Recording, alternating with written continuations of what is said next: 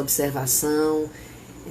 A minha internet está muito lenta, então se de repente começar a cortar muito, dá um feedback para mim, que aí eu vou e repito com o maior amor, porque eu quero me fazer entender, amém? Se de repente começar a cortar, que às vezes quando a internet está lenta, faz isso, né? Aí você dá o feedback, Guida, tá cortando, que aí eu repito com o maior amor, tá certo? Abra sua Bíblia em Efésios capítulo 2, vamos orar? Eterno Deus, muito obrigada, Senhor, por mais essa oportunidade. Muito obrigada, Senhor, por poder compartilhar a Tua palavra. Obrigada, Senhor, pela Tua presença nas nossas vidas, pelo mover do Teu Espírito no meio de nós, porque o Senhor já tem preparado grandes coisas para nós e tem nos anunciado com graça e misericórdia para que a esperança esteja viva dentro de nós a respeito dos Teus planos para a nossa vida, né? Então, eu só tenho que te agradecer, como eu falava essa semana com o Alves, o nosso diácono Alves, e ele dizia, pastora, em meus lábios só há um louvor, mais grato a Ti, porque vencemos essa batalha, estamos passando por esse deserto, dando bom testemunho, estamos todos guardados, saudáveis, minha casa está guardada no Senhor, e isso me alegrava profundamente, porque é o mesmo sentimento que está em mim, que está nos irmãos, tenho certeza disso. O Senhor tem sido muito maravilhoso, muito bom para nós, tem suprido nossas necessidades, tem cuidado de nós, tem nos protegido, né, dessa pandemia, tem nos direcionado a um caminho reto e seguro, né? Então nós só temos o que te agradecer, Senhor. Muito obrigada, Pai.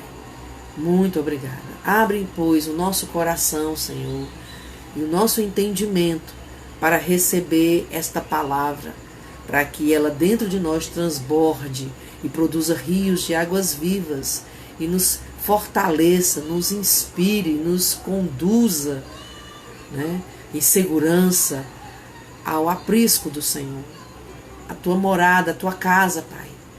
Pois, como disse o salmista, mais vale um dia na tua presença do que 1000 em qualquer outra parte.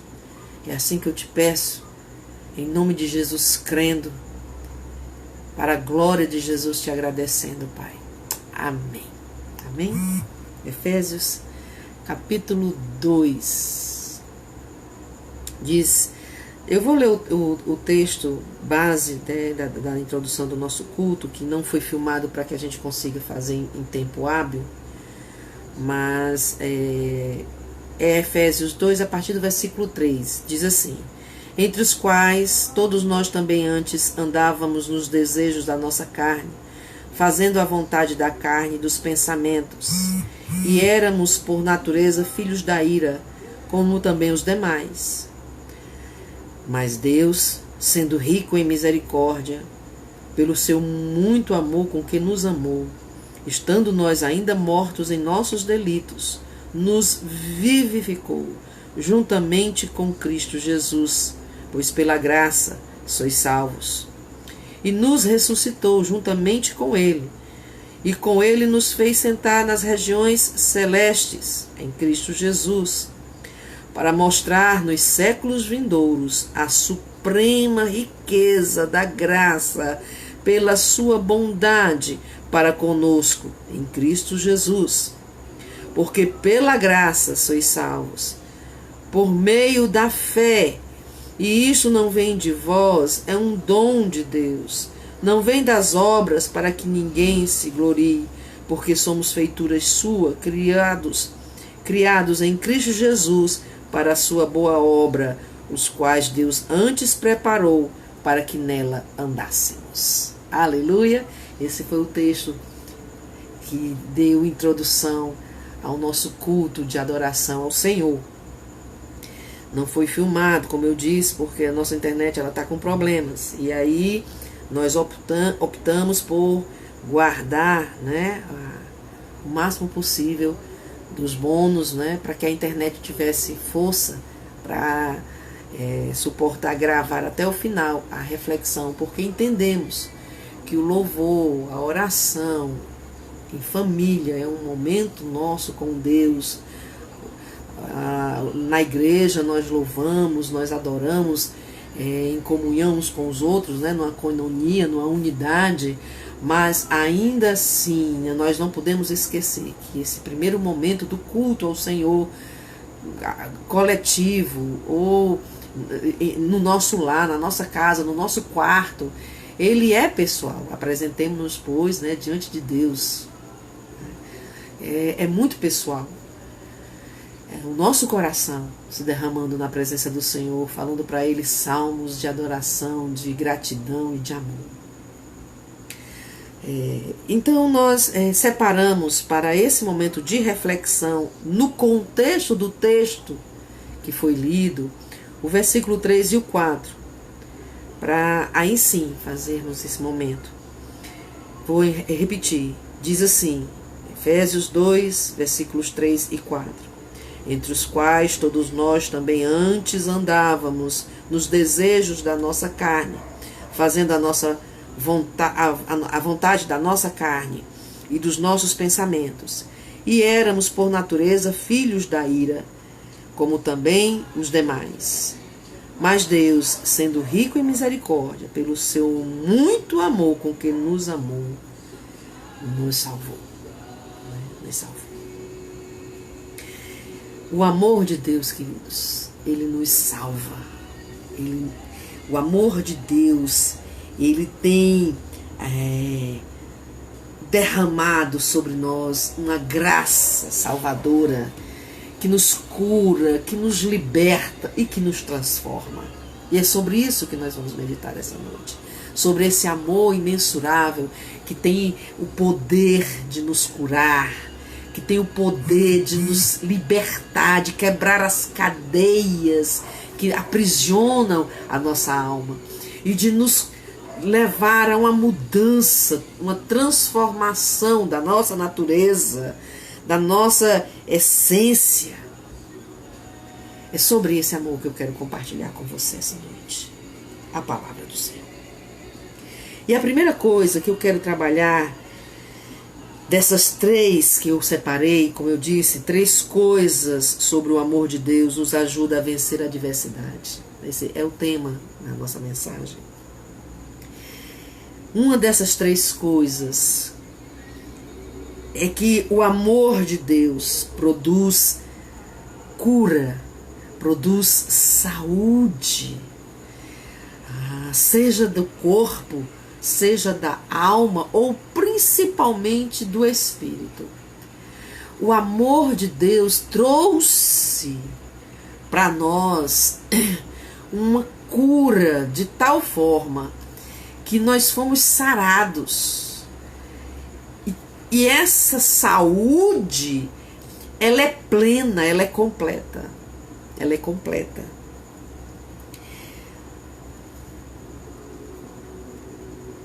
Ao tocar no leproso, lá em Mateus 8, versículos 2 e 3, Jesus, ele fala não apenas do poder de curar, do desejo de curar, mas fala do amor de Deus que nos cura. Quando o leproso ele pediu que Deus o curasse, ele diz assim: Jesus, se tu quiseres, eu serei curado. Mateus 8, versículos 2 e 3. Ele adora Jesus. Ele não chega dizendo: olha, me cura, tu não é Deus.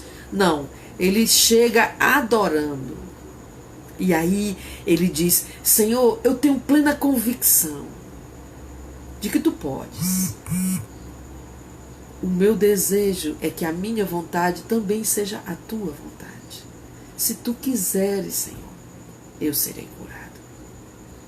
Basta que tu queiras e eu serei curado.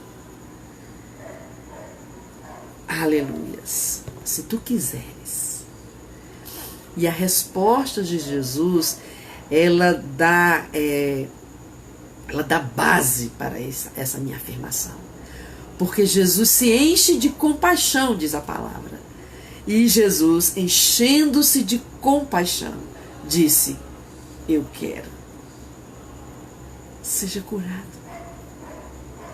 Deus nos ama, queridos. de tal forma que o desejo de Deus, a vontade soberana de Deus para as nossas vidas, é que nós tenhamos saúde. Aí você vai dizer, Guida, mas se é assim, pastora, por que tem tanta gente que está sofrendo, que está doente, que morre? É porque, queridos, esse corpo está fadado a morrer, a envelhecer e morrer. Essa semana eu estava lendo, eu não lembro qual era o texto, era alguma coisa na internet, e tinha lá um pensamento de um sábio, eu não sei se ele é hindu ou se ele é budista.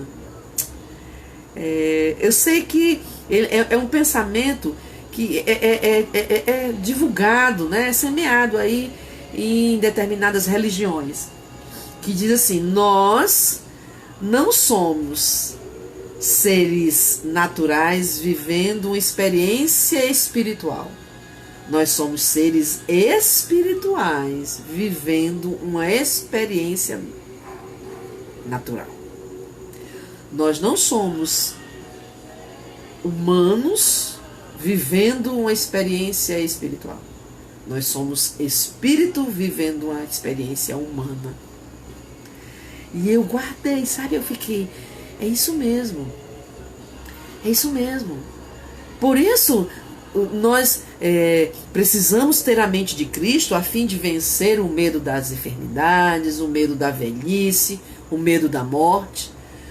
Porque o final deste corpo pode sim, se Jesus não voltar antes, descer à terra, né? Viestes do pó e do pó tu voltarás por causa do pecado. Porque o homem escolheu o mal, o homem escolheu o fruto do conhecimento do bem e do mal, que ele poderia ter todo o conhecimento do bem e do mal em Deus, sem precisar, né, conduzir as suas experiências para adquirir esse conhecimento. E ele tinha lá também o fruto da vida eterna, que não foi lhe proibido de comer, mas ele escolheu o mal, ele escolheu o fruto do conhecimento, quando ele poderia ter escolhido o fruto da eternidade.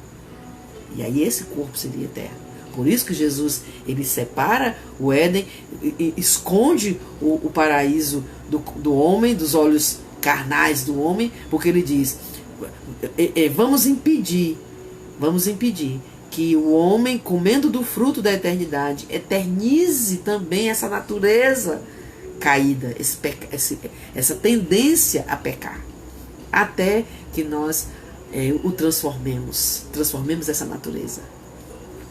E agora eu estou parafraseando o propósito da salvação, porque o desejo de Deus é que todos nós sejamos salvos.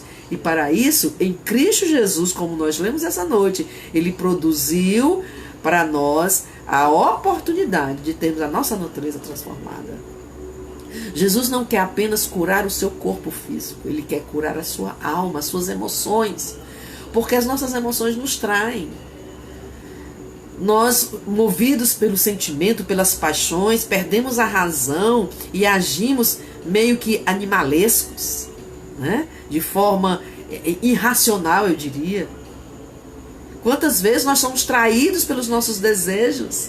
Sabemos que algo não nos convém, não nos faz bem, mas agarramos com unha e dente porque aquilo nos produz um prazer do qual nós não queremos abrir mão, porque estamos aprisionados emocionalmente por aquele prazer, por aquela forma de prazer. Um dependente químico vai dizer para você que depois que ele experimenta a cocaína, por exemplo, que é um prazer químico, ele tem dificuldade de se saciar, de se satisfazer com prazeres, com qualquer outro tipo de prazer, e daí o desejo de ter mais e mais e mais aquela droga, a fim de retomar aquele prazer que ele experimentou. E aí ele se torna escravo do seu prazer químico, desse prazer químico. Eu estou simplificando, mas de fato, as nossas emoções nos traem, queridos. E muitas vezes, por causa dessas emoções, nós escolhemos um abismo que nos leva a outro abismo, como a Bíblia diz. Pois é assim com o pecado. Porque podemos todas as coisas, de fato, se fazemos é porque podemos fazer, temos o poder de fazer. Mas nem tudo é lícito, nem tudo nos convém. E aquele que está preso emocionalmente, está doente da alma, ele não tem essa capacidade de discernir. Ele evita uma vez, evita duas. Como, por exemplo, no caso da prostituição. Mas chega uma hora em que o corpo cria ciladas. E aí ele cede. E, infelizmente, se deixa levar pela concupiscência, que é o prazer desenfreado, os desejos de prazer desenfreado da carne. Jesus, ele deseja nos curar, e o amor dele nos cura. O amor dele nos cura. Ele tocou no leproso. Ele podia simplesmente ter dito, seja são, como ele fez em outras ocasiões. Mas eu fico imaginando, Jesus tocando naquele homem. Aquele homem deve ter tomado um susto. Porque ele não era tocado. Não era permitido que ele fosse tocado. Pelo contrário, ele não podia nem estar em sociedade. Porque a lepra era uma doença depreciativa, que excluía as pessoas. E o leproso, ele poderia até ser apedrejado se ele fosse encontrado no meio da sociedade, devido ao alto índice de transmissão que a lepra, e o fato de que a lepra naquela época não tinha cura. Mas Jesus, ele toca no homem. Ele não apenas diz, seja são, ele toca nele. Eu fico imaginando se ele tocou no rosto, se ele tocou nos braços, se ele o abraçou. Mas ele disse, eu quero que você seja saudável. Aleluia. Glória a Deus. Que amor lindo. Que nos alegra a alma. Pois Zaqueu estava lá, desejoso de olhar de longe, sofreu pra caramba, porque o sicômoro, ele tinha uns espinhos e ele deve ter se machucado para subir. Mas ele estava lá, ele queria ver de perto quem era aquele homem. E aí Jesus olha para ele e diz assim, desce daí, porque importa que hoje eu entre na tua casa. E quando ele chega lá, aquele homem faz de tudo para agradá-lo e já vai se rendendo, dizendo, olha, se eu fiz alguma coisa de ilícito para com alguém, eu vou restituir 2 vezes mais, porque eu quero fazer a coisa certa. E aí Jesus olha para ele e diz, salvação chegou à tua casa hoje. O amor de Jesus quer curar-nos no caráter. Quer curar o nosso caráter. Aleluias. Aleluias. Mas não apenas nos curar. O amor de Deus nos liberta. Após nos curar, o amor de Deus, ele vai, sabe, tratando, tirando os entulhos, limpando a sujeira, trabalhando, como eu gosto de dizer, nas gavetas da nossa alma, das nossas, sabe, relações interpessoais ou das nossas relações, sabe, em meio à sociedade, com Ele próprio, o Deus vivo. Deus, Ele, com o seu amor, Ele nos molda a uma vida livre.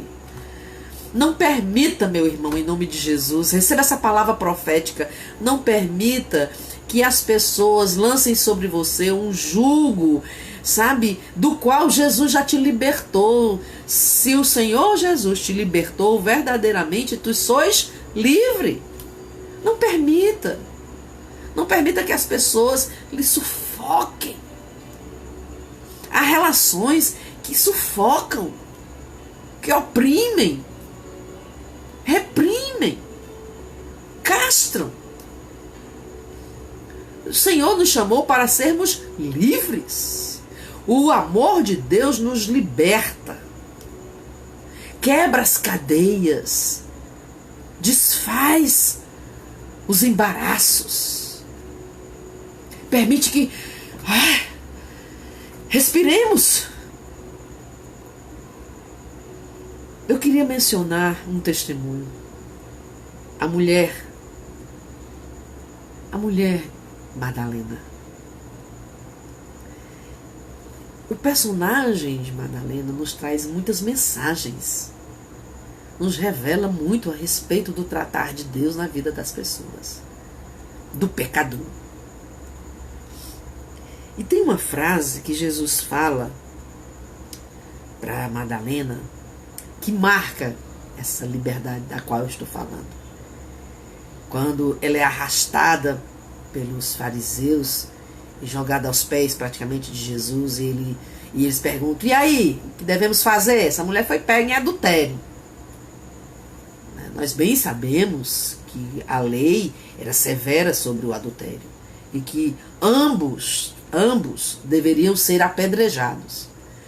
Mas como os fariseus eles tinham preconceito com a mulher, eles provavelmente liberaram o homem. Porque se foi um flagrante, os dois estavam lá. Mas eles trazem só a mulher. E dizem: e aí? O que é que diz que devemos fazer com essa mulher?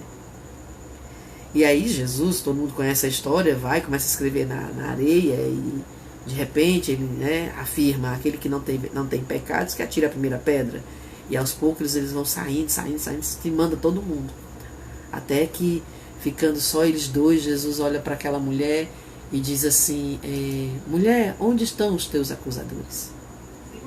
Que frase tremenda, queridos. E é uma simples pergunta. Onde estão os teus acusadores? Eu fico imaginando se aquela mulher estava de olhos fechados. Se ela estava de cabeça baixa porque não se achava digna de olhar, ou com o rosto no pó. Porque temia pelo que havia de acontecer ali. Ela sabia o tipo de morte terrível que devia ser, né? Mas o fato é que quando Jesus diz: mulher, onde estão teus acusadores? Em seguida ele fala do amor. Ele diz: onde estão teus acusadores? E ela diz: não estão mais aqui. Aí eles: então nem eu também te acuso. Eu também não te acuso. Vá e não peque mais. E a vida daquela mulher transformada. A vida daquela mulher transformada. Porque o amor de Deus, expresso ali no perdão do único que não tinha pecados e que poderia apedrejá-la, sabe, quebra as cadeias da alma daquela mulher. E o que eu acho lindo é que ela vai embora em paz, com a certeza de que se ela mudasse de atitude, ela não correria mais o risco de ser condenada. E ela muda de atitude de tal maneira que ela se liberta não apenas dos paradigmas, dos preconceitos da sociedade, né, das ameaças farisaicas, mas há também uma transformação interior de libertação, de tal forma que ela se torna uma pessoa ousada na presença de Deus, porque deseja mais a Deus do que qualquer outra coisa.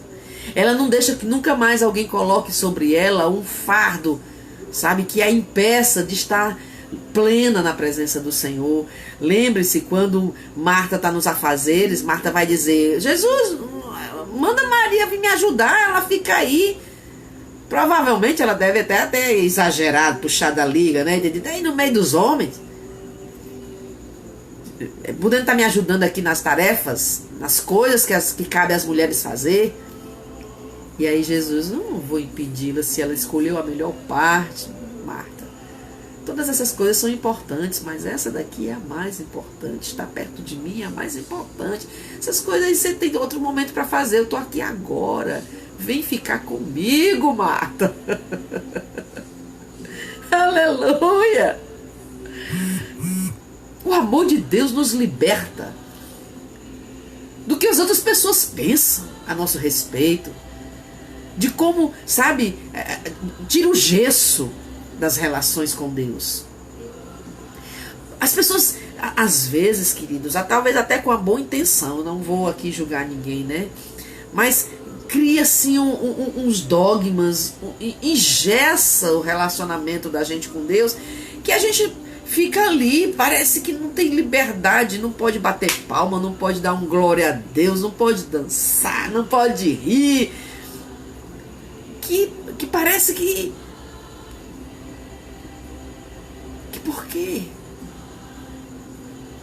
Por quê? Por que não pode? Quando aquela mulher lhe beijava os pés, ou quando ungia-lhe a cabeça com aquele perfume de valor imensurável, equivalia a 1 ano de salário, para vocês terem uma ideia, equivalia a 365 dias de diária de trabalho, aquele perfume, aquele incenso agradável com o qual ela ungiu Jesus. Ela estava dando testemunho não apenas da sua rendição, mas do seu amor de correspondência. Quando ela começa a beijar seus pés, e aí Jesus é censurado por isso, né? Vão dizer, se esse homem soubesse quem é essa mulher, não permitiria que ela o tocasse, que ela ficasse beijando seus pés.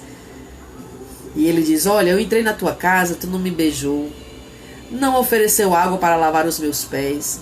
No entanto, desde que eu entrei, desde que essa mulher entrou aqui, ela não para de beijar os meus pés, que nem foram lavados. Era uma tradição naquela época. Quando as pessoas chegavam numa casa, higienizar os pés, né? Vinha um servo e lavava os pés. O anfitrião mandava que fosse feito isso, do convidado. O convidado era tratado como se fosse um anjo. Era a tradição daquela época. Receber como quem recebe a Deus, porque de fato você pode estar recebendo anjos. E aquele homem de alguma forma negligenciou todo esse cuidado, esse carinho. Aí disse, olha, mas você não fez o que era para... Você não fez o mínimo, vou colocar assim. Você não fez o mínimo. Essa excedeu-se.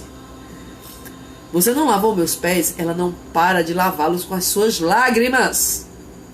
Você não me deu um beijo, que é tradição, de receber com ósculo. Ela está beijando os meus pés, enquanto enxuga suas lágrimas com os cabelos. E aí Jesus propõe uma parábola, conta aquela história, né, que nós já sabemos do que foi perdoado muito, do que foi perdoado pouco. E aí ele diz, de fato, quem vai ser mais grato, quem vai amar mais o seu Senhor? Aquele a quem a dívida era grande, ele foi perdoado, ou aquele que a dívida era pequenininha? E ele mesmo responde, não, com certeza o que devia mais, porque já pensou? É claro que ele vai ser mais grato. Pois é por isso que eu não posso impedir que ela faça o que ela está fazendo. Porque a quem muito se perdoa pecados, muito ama. O amor de Deus nos liberta dos paradigmas, das ideias distorcidas de um Deus intocável. De fato, o pecado faz separação entre Deus e o homem, mas Jesus, ele nos une a Deus, de forma que nós podemos entrar no Santo dos Santos, nos lançarmos nos pés de Deus, beijar os seus pés e enxugar as nossas lágrimas. Porque com as nossas lágrimas nós lavamos os seus pés. Porque grande foi o seu amor para conosco, como nós lemos essa noite. Ela estava livre das convenções, dos rótulos, das prisões sociais, culturais, livre das cadeias que sempre estão tentando nos aprisionar. Oh, aleluias! Queridos, Paulo e Silas levaram uma surra. E foram lançados em grilhões no cárcere. Eu não sei em que momento eles começaram a adorar, se foi logo em seguida, ou se eles estavam ali quase como mortos. e só depois de um certo tempo retomaram as forças. Eu não sei em que momento, mas a Bíblia deixa claro que mesmo lá, depois de levar uma surra injusta, eles simplesmente, em meio a grilhões, adoravam. E a adoração destes homens quebrou aqueles grilhões, fez, sabe, as cadeias serem rompidas. O amor de Deus nos liberta a dizer coisas que nós antes éramos incapazes porque estávamos enfadados, sabe? Como é que eu diria? Estávamos inebriados com as preocupações das coisas desse mundo. Mas aí vem o amor de Deus, nos toca e nós somos libertos. Terceira e última coisa: o amor de Deus nos transforma. Deus, ele nos cura. Esta cura permite que Deus entre na nossa vida e produza uma liberdade vinda pelo entendimento das coisas espirituais. E esse mover de Deus aqui dentro muda de dentro para fora. Quando Jesus disse que logo haveria de sofrer e padecer e morrer, os seus discípulos não conseguiram acreditar. Afinal, eles estavam, crentes que Jesus, ele iria implantar o seu reino e iria acabar com o jugo de Roma. Nós vemos isso claramente em Atos 1:6. Era isso que eles esperavam que Jesus fizesse.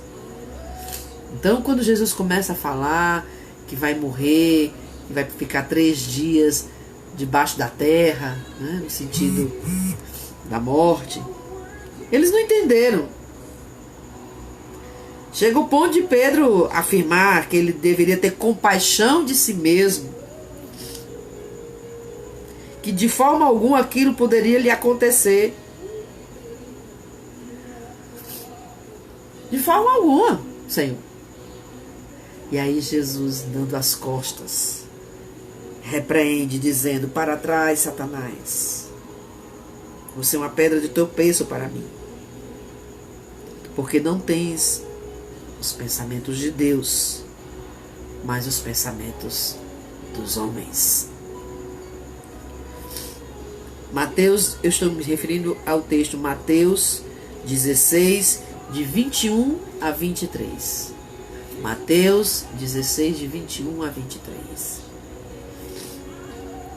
Sabe, queridos, essa resposta de Jesus nos mostra que existe uma diferença enorme quando nós somos transformados pelo Espírito e passamos a ter a mente de Cristo. O que inclusive vai acontecer com Pedro lá na frente. Depois que Jesus ressuscita e tem aquele encontro com ele, o famoso encontro do "tu me amas, Pedro", por 3 vezes, ele diz: e tu, quando te converteres, tu já sabe todas as coisas, tu já crê, tu já entende, mas te falta ser transformado, Pedro. Transformado. Romanos 12 deixa muito claro: rogo-vos, pois, irmãos, que transformei-vos pela renovação da vossa mente, e não vos conformeis com este mundo, mas sede transformados no entendimento, para que possam então experimentar, entender, discernir a boa, perfeita e agradável vontade de Deus. Precisamos ter a mente de Cristo, queridos. E o amor de Deus nos liberta para que a mente de Cristo nos transforme pela renovação do nosso entendimento.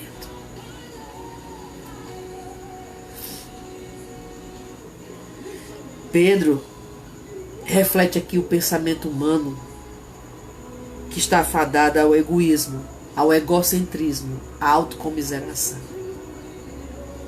Só que Jesus, ele escolheu ter a mente de Deus. Não usurpando ser igual a Deus, se fez servo. e obedeceu a Deus em tudo. Ou seja, ele permitiu que os seus pensamentos fossem conduzidos pela sua essência espiritual e não pelos seus desejos carnais. É verdade, sabe, amados, que todos nós nos esforçamos, nós, os servos de Deus, os cristãos, né, nós nos esforçamos. Eu não quero tirar aqui o mérito do seu empenho em agradar a Deus, em fazer o que é lícito. Mas é um desafio diário. Enquanto estivermos nesse corpo pecador, ainda que aborrecendo o pecado porque o espírito foi transformado, enquanto a alma não for totalmente santificada, porque é um processo de santidade em santidade, até que chegue à estatura de varão perfeito, nós sofremos uma batalha interior diária. A gente quer agradar a Deus, como Paulo disse, com o meu espírito eu discerno as coisas espirituais, então eu amo as coisas do céu. Eu desejo agradar a Deus no meu espírito. Mas nesse corpo eu vejo prevalecendo muitas vezes outra coisa, outra força, outro desejo. E aí é uma luta diária, porque com o espírito eu busco as coisas espirituais, mas com a carne eu peco. Miserável homem que sou, pois o bem que tento não consigo praticar. E o mal que eu aborreço, este eu pratico. Aleluia. Efésios 2, versículo 2, fala sobre isso. Sobre o espírito do mundo que incentiva bastante as pessoas a pensarem de forma egocêntrica. E o egocentrismo leva à queda. Aleluia. Quando nós tiramos Jesus do trono do nosso coração e buscamos os nossos próprios interesses, estamos fadados ao erro, queridos. Deus nos liberta para que os desejos do mundo não possam mais moldar nossos pensamentos. Precisamos enfatizar aqui, querido, a importância de termos a mente de Cristo. Pois Ele já nos tornou seus filhos e filhas. Já temos o DNA, ou seja, nós temos o fruto do Espírito, nós temos o Espírito Santo, nós temos o selo de propriedade peculiar de Deus, nós somos propriedade de Deus, Deus habita em nós. Ele diz: eis que bato a porta, se tu abrires eu entrarei e cearei contigo e farei morada. Eu creio. Porém, se nós não enchermos o nosso coração, como eu ministrei semana passada, se nós não enchermos o nosso coração das coisas do céu, e se nós não, nos esvaziarmos de nós mesmos, como diz, né, que Ele cresça e que eu diminua, estamos fadados ao erro, queridos. Porque só pela mente de Cristo somos verdadeiramente transformados. Podemos até querer decidir sozinhos o que é certo ou errado, pois Deus nos deu livre-arbítrio. Mas somente nele encontramos a cura e a liberdade para pensarmos como Ele. Precisamos ter a mente de Cristo. Medite em em Marcos 7, 21 e 22. Em 1 João 4, de 9 a 11. Sobre a necessidade de que o Espírito de Deus haja com liberdade dentro de nós, limpando a casa, revirando as gavetas da alma, conduzindo-nos a um upgrade do entendimento. Aleluia.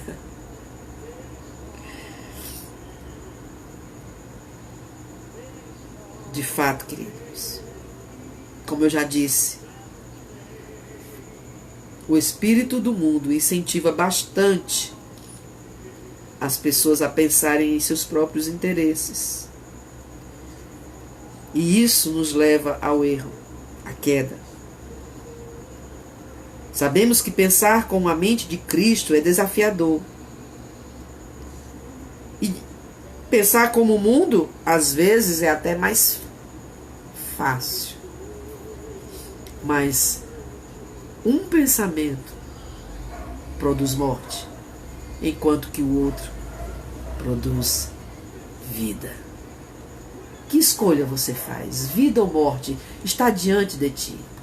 Se andares por este caminho, se adorares ao Senhor teu Deus de todo o teu coração, de todo o teu entendimento, e só a Ele tu servires. Se tu não praticares os mesmos costumes, os mesmos atos que o perverso, se tu andares meditando na minha palavra, zelando por ela, para cumprir cabalmente o que nela está escrito, não se desviando dela nem para a direita, nem para a esquerda, tu serás bem-sucedido por onde quer que tu andares. O amor de Deus coloca reto os nossos passos e nos conduz em retidão à morada do Altíssimo, à segurança do Altíssimo, a sua, sabe, a sua perfeita comunhão. É isso, pronto, sabe? Em poucas palavras. O amor de Deus nos transforma de tal maneira que nos conduz a ter com Ele perfeita comunhão.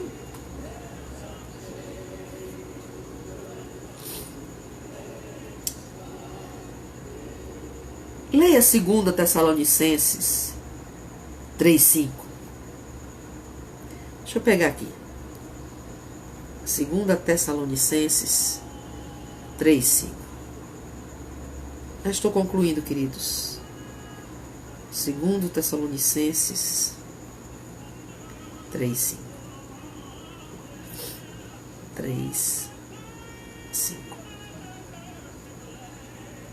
Aleluia.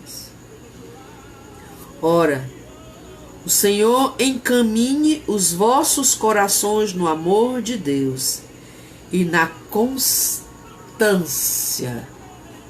do Cristo. Precisamos andar na constância. Não podemos oscilar. Sabe, uma hora quer, outra hora não quer, uma hora acredita, outra hora não acredita, uma hora espera, outra hora desespera. É por isso que eu sou tão aversa a certos louvores quando fala que o crente está desesperado. Só se for ele, eu não estou não. Eu posso estar angustiada, eu posso estar aflita, eu posso estar sendo perseguida, mas eu não posso perder a esperança. Desesperança, queridos, não é de Deus. Porque pelo contrário, ele diz: sedes firme nos vossos entendimentos, no vosso caminho. E, sabe, aguarda aí firme, espera em mim, eu não desaponto. Pelo contrário, comecem a se gloriar, sabe? Comecem a se alegrar, mesmo das vossas tribulações, sabendo que elas vão gerar em vocês experiência. Essa experiência, ela produz uma maturidade que traz, sabe? Uma fé. A fé tem base. Convicção tem base. E essa fé não vai tirar de vocês de forma alguma a esperança, pelo contrário, vai produzi-la. E essa esperança, ela não desaponta, por quê? Porque é em mim que esperai. Espera em mim, pois eu trarei o socorro. Queridos, o amor de Deus, ele nos cura de fato. Ele nos liberta. E ele nos transforma para que possamos experimentar a boa, perfeita e agradável vontade de Deus, discernindo-a, sabendo que o choro pode durar uma noite, mas a alegria vem pelo amanhecer, que as coisas que acontecem São processos pelos quais muitas vezes nós precisamos passar. Precisamos passar. Faxina dá trabalho. Reforma dá trabalho. Quebrar maus hábitos e substituí-los por bons hábitos dá trabalho. Eu tenho como base na minha vida que, na verdade, isso não é nem bíblico, é um ditado popular que a ciência explica, né? Que uma pessoa que ela consegue manter o mesmo peso, não sei se é João Pedro, eu até pedi para o João Pedro me dizer isso e ele esqueceu. O João Pedro saberia dizer exatamente o tempo, mas eu vou falar aqui de uma forma population, né? Se você conseguir manter um peso 10 meses, 6 meses, em constância, aí sim não vai ter o efeito sanfona, porque o seu organismo leva esse tempo para manter o equilíbrio. Então, existe a necessidade de uma constância nos nossos hábitos, sabe? Nós estamos aí com o propósito, a igreja está com o propósito de ler a Bíblia de capa a capa junto. Então, eu estou sempre incentivando. E às vezes de propósito eu deixo para tá só no dia seguinte. Aí você leu, para dar um choque de realidade. Por quê? Porque eu não fico. Você leu, eu quero a resposta. Diga aí, leu? Não, porque não é para mim que você tem que dizer eu li, eu tô lendo. É para você. Eu consegui. Eu vibro, queridos. Sabe? Quando eu termino de ler um livro, às vezes eu pego assim, leio um todo, né? Aí eu me alegro, eu vibro, eu dou glória a Deus. Eu digo, eita, glória a Deus. Agora eu vou ler tal livro. Sabe? Eu me alegro. É pessoal. É pessoal. Você nem sabe disso. Você não sabe quantos livros eu já li enquanto eu estou lendo esses com você, igreja. Quantas cartas eu já li. Sabe? Porque o propósito de ler, essa dinâmica de leitura é com você. Eu estou lendo com você. Eu estou indo no seu tempo. Mas estou tentando manter uma marcha, um ritmo, porque a ideia é que nós consigamos o quê? Criar bons hábitos e uma constância de leitura, sabe? Que avance e não que regrida.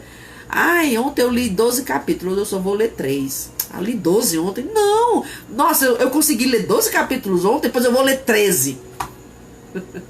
Porque agora o desafio é ler 12 diariamente. Se você consegue ler os 12 ininterruptamente, ou se você lê parceladamente, aí é com você e Deus. Se você só lê os 12 porque eu disse que agora o desafio é ler 12, aí é com você e Deus.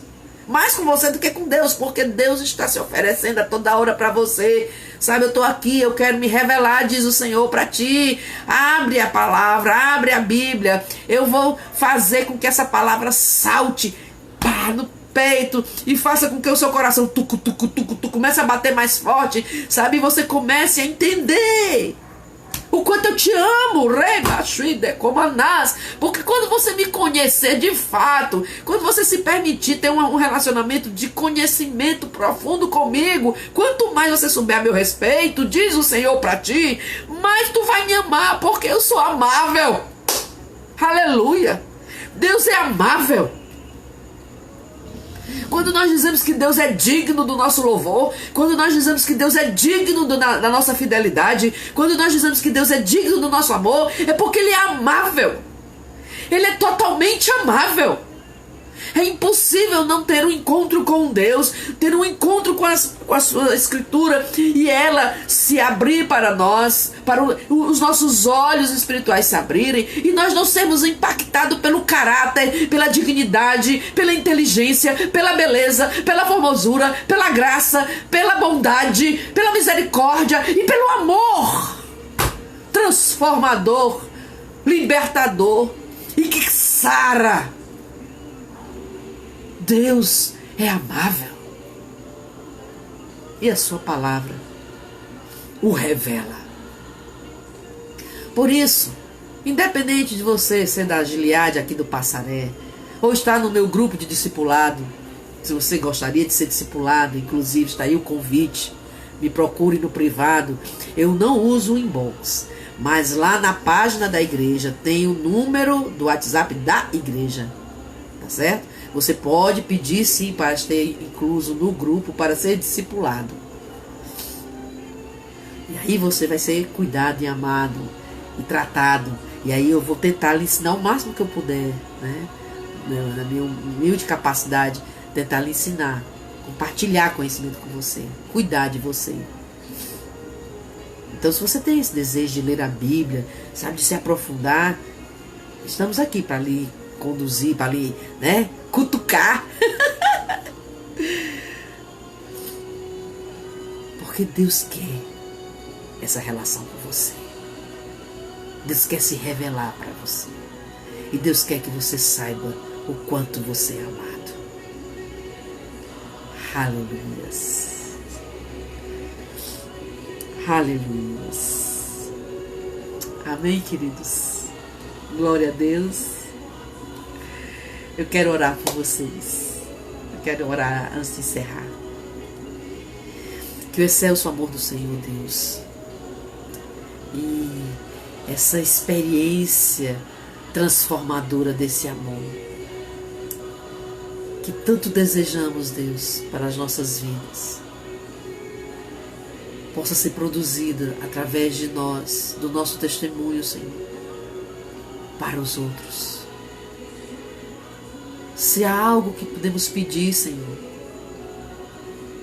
é que nós sejamos instrumento nas tuas mãos. E quando eu falo nós, não estou me referindo somente a mim, mas a toda a igreja. Que nós sejamos instrumentos desse amor. Que os nossos pensamentos mundanos, que nos influenciam as coisas desse mundo e que, sabe, são ameaçadoras porque nos levam ao tropeço, sejam, pois, pelo poder do nome de Jesus, substituídos. Esses pensamentos sejam substituídos por pensamentos do alto, pensamentos que vêm do teu trono, Pai das luzes, em quem não há mudança nem sombra de variação, porque é de ti que vem toda boa dádiva, todo dom perfeito. Eu oro por todos a quem chegar esse vídeo, chegar esse áudio, chegar essa mensagem. Que o teu Espírito seja derramado sobre ele. E que ele sinta-se amado. Que ele sinta-se cuidado e querido por ti. Pois nós bem sabemos que o teu desejo é que todos sejam salvos. E que nenhum se perca, Senhor. Abençoa todos os lares. Livra-nos, Pai, de todo mal. Dá-nos saúde física, saúde mental e principalmente saúde espiritual, para conduzir as nossas vidas à tua presença todos os dias. Dá-nos constância, Senhor, na leitura da tua palavra, na oração, na prática das boas obras, como nós lemos esta noite. Dá-nos constância, Senhor, fidelidade, Senhor. E não só fidelidade nos dízimos e nas ofertas, pois tu és o Deus do ouro e da prata, e o Senhor abençoa a sua casa, independente de quem é e de quem não é.